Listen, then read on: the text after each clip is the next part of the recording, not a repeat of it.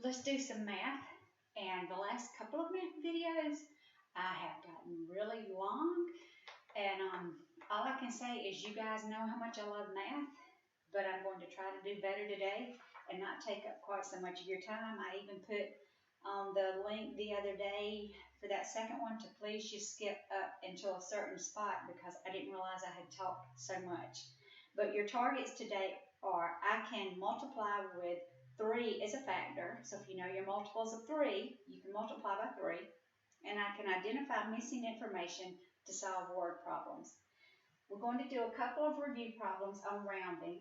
I don't want the exact answer. I want you to round each, add in to the nearest 10, and then add to find about how many. So if we look at our multiple of 10, we know we're between 40 and 50, and 3 tells us to round down. So if we're rounding down, we're rounding back to 40. Right? Look at 16.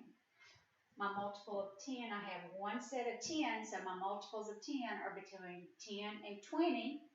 6 tells us to round up. So we're going to round the 1 to 2. And 40 plus 20 equals 60. If I added it exactly, I would get 59, and 59 is very close to 60. I don't know what that means, but let's keep going. 29, we're between 20 and 30. 9 tells us to round up, so we're going to take the 2, 2, and 3. 11 is between 10 and 20. The 1 tells us to round down, so we're going to have 10. 30 plus 10 is 40. And yes, I already know, my little boys, if I added these, they would be exactly 40. This is just a simpler way to find about what the answer is. Okay, here we're going to tell the time, and then we're going to work with elapsed time. So this clock, the hour is between 12 and 1, so that tells me I hook back to the 12, and this clock shows 12:30. I want to know what time it will be in 4 hours. So I'm going to add 4 to the hour. So if I'm at 12 and I add 4 hours, that's 1, 2, 3, 4. Did the problem say to change the minutes? No. So in 4 hours, it will be 4:30. If I was at 12:30 and I added 1, 2, 3, 4 hours, that would be after 12:30 comes 1:30, 2:30, 3:30, 4:30. The second one says, what time was it a half an hour ago? So when I go a half an hour, remember, I just look at the diagonal. Well, if I was diagonal down, I'm going to be diagonal up. And that puts my minutes at 0. What was my hour? 12. So my time would be 12 o'clock, a half an hour ago. Let's look at the second one. The hour hand is on 6. The minute hand is on o'clock. If I'm at 6 o'clock, what time will it be in 4 hours? Well, after 6 comes 7, 8, 9, 10. So that would be, whoops, I wrote that in the wrong place, didn't I? That would be 10 o'clock. My second question says, what time was it a half hour ago? So again, diagonal to the bottom, but if this is exactly 6 and I go back 30 minutes, I'm on 30. But if I say it's 6:30, I didn't go back 30, I went forward 30. And I have to move everything back. So if I move this 6 back, it's going to now hook to the 5. I would rather be doing that one with you in the classroom. But the next part, we're going to create $7.56 with the fewest amount of bills and coins that we can. So there's not a $7 bill, but the closest that is smaller than 7 is a 5. After 5 comes 6, 7. Now, how can I build 56 cents? We could use the half dollar, but we're not going to because most of the time you don't carry half dollars around in your pocket. So we're going to build 50 cent using quarters. How many quarters will that take? 2 quarters make 50. Now I need to build 6. And I would use a nickel and a penny. All right, $16.85. You know, you can stop this anytime and do it and turn it back on, which is what I should have said at the beginning and I didn't. To build $16, I have a 10, so I can use a $10 bill.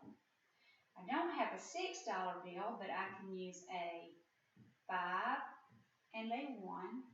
And now I need to build 85 cents. The easiest way to do that is 25, 50, 75, and then a dime for 85. Okay? So that's your review for the day.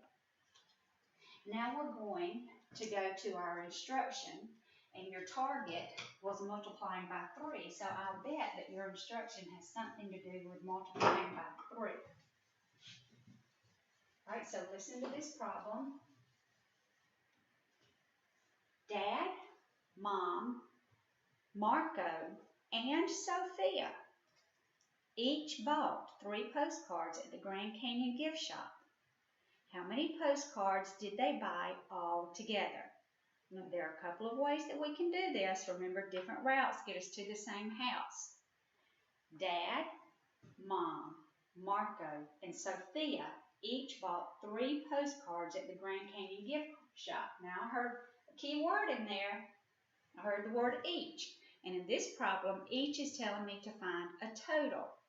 Well, I could draw a tape diagram and divide it into parts to represent Dad, Mom, Marco, and Sophia. Each of them bought 3 gift cards at the, not gift cards, postcards at the gift shop. How many did they buy total?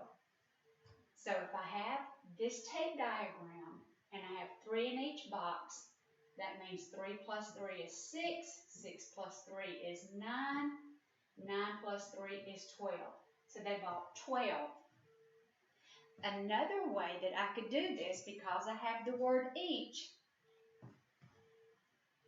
is that I could multiply.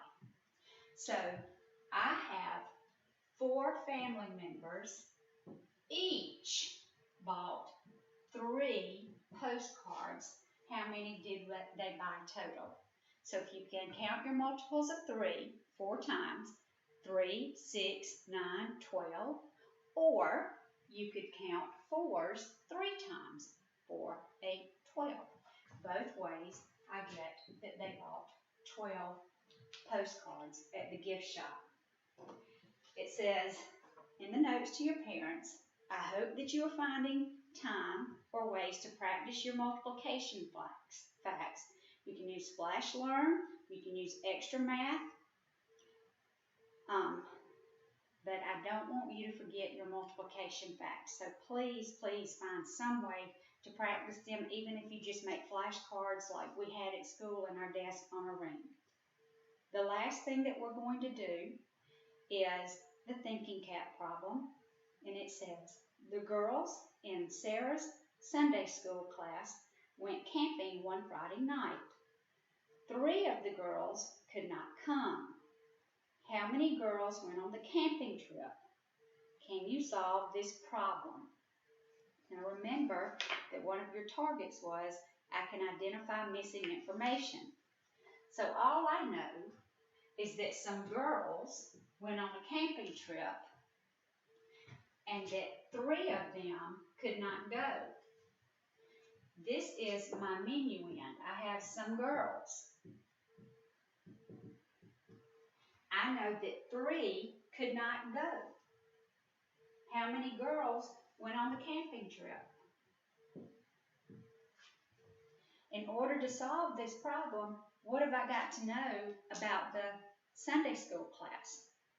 Well, I have to know how many girls there were in the Sunday school class. I don't have the minuend. I don't have the total number that are in the class, but I know 3 didn't go.